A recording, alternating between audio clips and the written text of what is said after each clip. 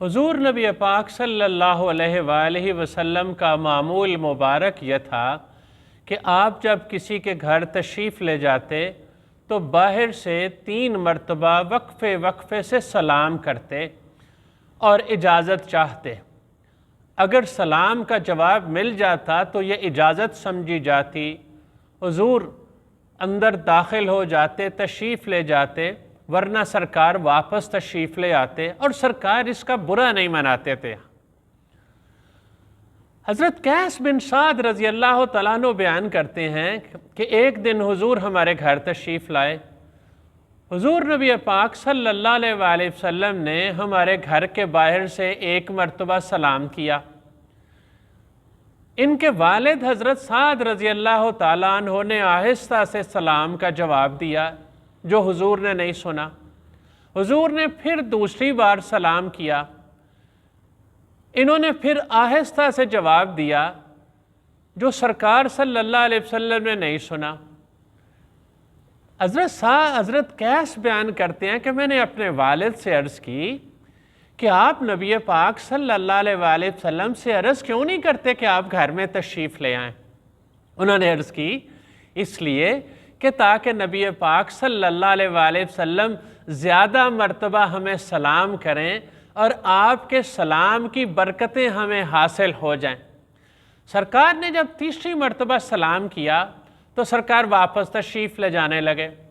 یہ دونوں باپ بیٹا بھاگتے ہوئے حضور نبی پاک صلی اللہ علیہ وآلہ وسلم کی خدمت میں حاضر ہوئے اور حضور صلی اللہ علیہ وسلم سے عرض کی کہ اللہ کے حبیب آپ تشریف لائیں، اور عرض کی کہ ہم نے 3 مرتبہ آپ کے سلام کا جواب دیا تھا، لیکن ہم نے یہ چاہا کہ آپ بار بار سلام کریں اور ہمیں سلام کی برکتیں حاصل ہوں۔ یہ حضور کو گھر میں لے گئے۔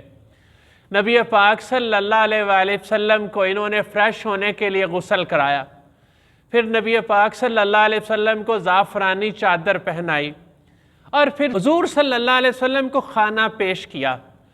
حضور نبی پاک صلی اللہ علیہ وسلم کھانا تناول فرما کے بات چیت کر کے واپس جانے لگے تو حضرت سعد رضی اللہ تعالیٰ عنہ نے حضور صلی اللہ علیہ وسلم کو سواری پیش کی اور ساتھ ہی اپنے بیٹے سے فرمایا کہ آپ بھی ساتھ چلے جاؤ اور آپ یہ سواری لے کے واپس آ جانا۔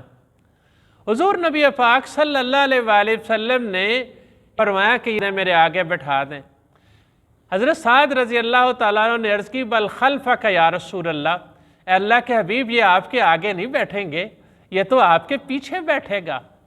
آپ نے فرمایا کہ جو سواری کا مالک ہوتا ہے نا وہ آگے بیٹھنے کا زیادہ حقدار ہوتا ہے، تو یہ سواری کا مالک ہے اس لیے یہ آگے میرے بیٹھ جائے۔ حضرت سعد رضی اللہ تعالیٰ عنہ نے عرض کی حضور سے کہ اللہ کے حبیب اگر آپ نے اس کو آگے ہی بٹھانا ہے نا تو پھر میں اس کو آپ کے ساتھ نہیں بھیجتا، یہ آپ کے آگے کیسے بیٹھ سکتا ہے؟ تو حضور نبی پاک صلی اللہ علیہ وآلہ وسلم کے ادب کا یہ انداز تھا۔ مسند احمد بن حنبل میں حضرت سعد رضی اللہ تعالیٰ عنہ کے بیٹے حضرت قیس رضی اللہ تعالیٰ عنہ کا یہ بیان ہے کہ نبی پاک صلی اللہ علیہ وآلہ وسلم نے مجھ سے فرمایا کہ میرے ساتھ بیٹھ جاؤ سواری پہ۔ میں نے آپ صلی اللہ علیہ وآلہ وسلم سے عرض کی کہ میں آپ کے ساتھ سواری پہ نہیں بیٹھوں گا۔ حضور نبی پاک صلی اللہ علیہ وسلم نے فرمایا کہ یا تو سوار ہو جاؤ یا واپس چلے جاؤ۔ حضرت قیس رضی اللہ تعالیٰ عنہ جو ایک بچے تھے انہوں نے یہ گوارا کر لیا کہ وہ واپس چلے جائیں، لیکن نبی پاک صلی اللہ علیہ وآلہ وسلم کے ساتھ سواری پہ بیٹھنا گوارا نہیں کیا۔ یہ اس معاشرے کا ماحول تھا کہ جس میں بچوں نے بھی یہ ادب سیکھ رکھا تھا۔ حضور نبی پاک صلی اللہ علیہ وآلہ وسلم سے اسی واقعہ کے حوالے سے ایک روایت میں یہ بات ملتی ہے کہ نبی پاک صلی اللہ علیہ وآلہ وسلم نے جب ان کو اپنے آگے بٹھایا یا آگے بٹھانے کی حضور نے کوشش کی تو حضرت سعد رضی اللہ تعالیٰ عنہ نے آپ سے عرض کی سبحان اللہ، اے اللہ کے حبیب کیا میں اللہ کے رسول کے آگے اپنے بیٹے کو بٹھا دوں؟ حضور نے فرمایا سواری کا مالک سواری کا زیادہ اس کے آگے بیٹھنے کا زیادہ حقدار ہوتا ہے۔ تو حضرت سعد رضی اللہ تعالیٰ عنہ نے فوراً عرض کیا اللہ کے حبیب یہ سواری میں آپ کو گفٹ کرتا ہوں، یہ سواری آپ کی ہے، آگے آپ نہیں بیٹھنا ہے، آپ کے آگے کوئی نہیں بیٹھے گا، نہ میرا بیٹا نہ کوئی اور۔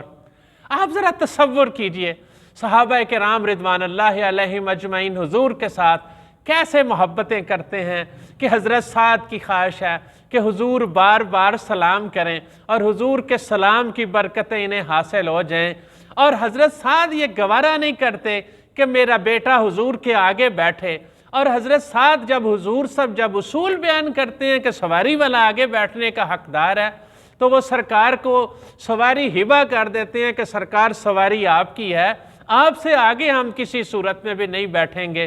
یہ وہ ادب کے انداز ہیں، یہ وہ محبت کے انداز ہیں جو صحابہ کرام رضوان اللہ علیہم اجمعین نے ہمیں سکھائے ہیں۔ اللہ کریم ہمیں بھی حضور نبی پاک صلی اللہ علیہ وآلہ وسلم کی سچی محبت اور آپ کا ادب و احترام نصیب فرمائے۔